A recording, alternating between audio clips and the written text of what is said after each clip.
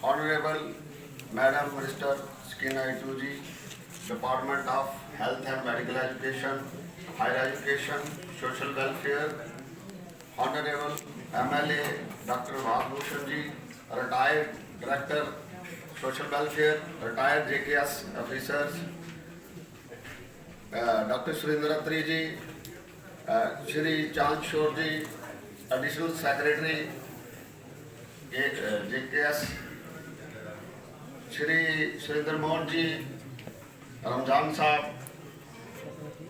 चाणक जी, ADC, DDC और ex MLA हमारे सारचंद जी, हमारे स्पेशल राकेश राणा जी कश्मीर से आए हैं, स्पेशली पेरेंट्स और स्टूडेंट्स, जीएमसी का स्टाफ, प्रोफेसर और सारे हमारे जितने भी गेस्ट हैं डाइस पे हैं, डिस्ट्रिक्ट आयुष अफसर, सीएमओ कठुआ, मेरे कुलीग्स, फैकल्टी मेंबर्स और शहर के सीनियर सिटीजन, सब लोग जहाँ पे आज इस प्रेस्टिजियस डे पे, पवित्र डे पे जहाँ पे आए हैं आज, तो मेरा काम तो नोट ऑफ थैंक्स है।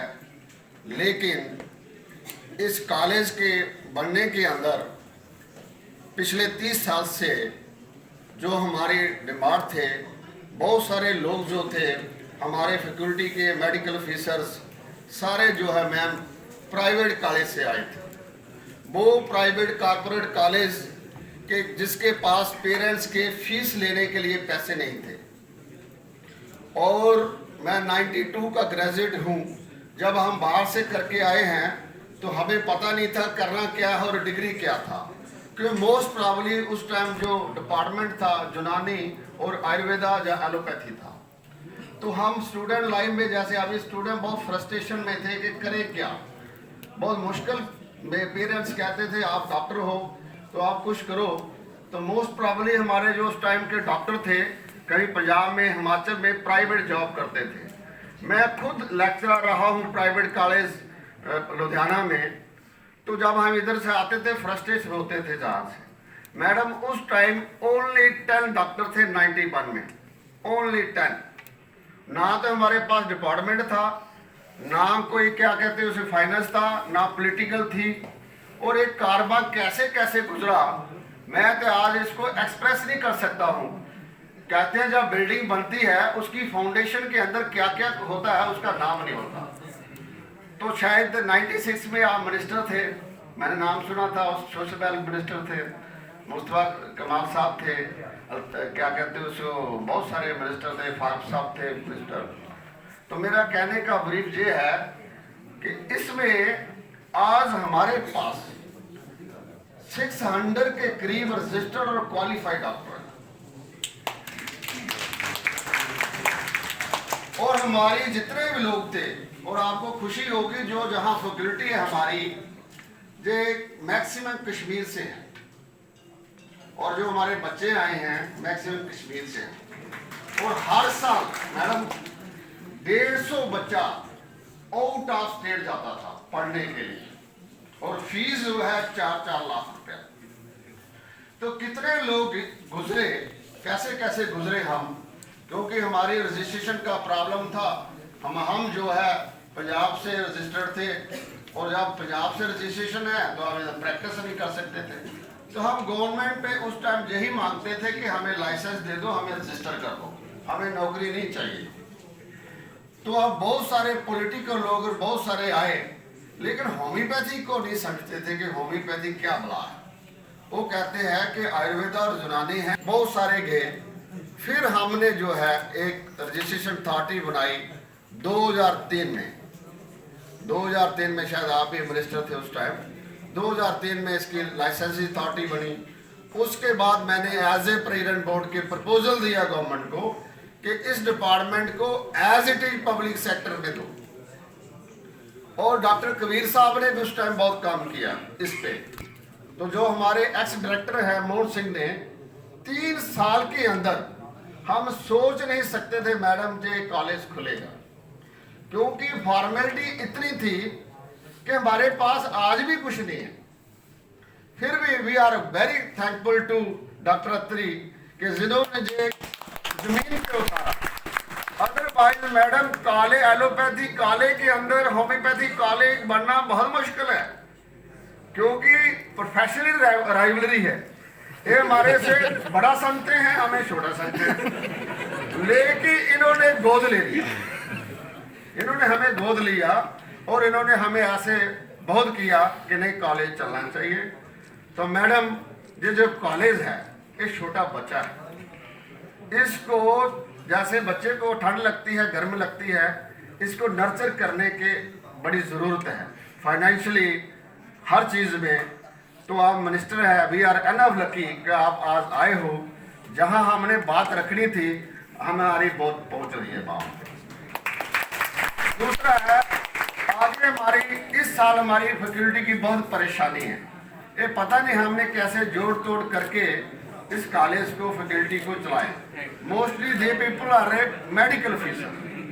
बहुत सारे एमएलए ने डिमांड की कि हमारी फैकल्टी वापस भेजो क्योंकि हमारे इंस्टीट्यूशन क्लोज हो रहे हैं।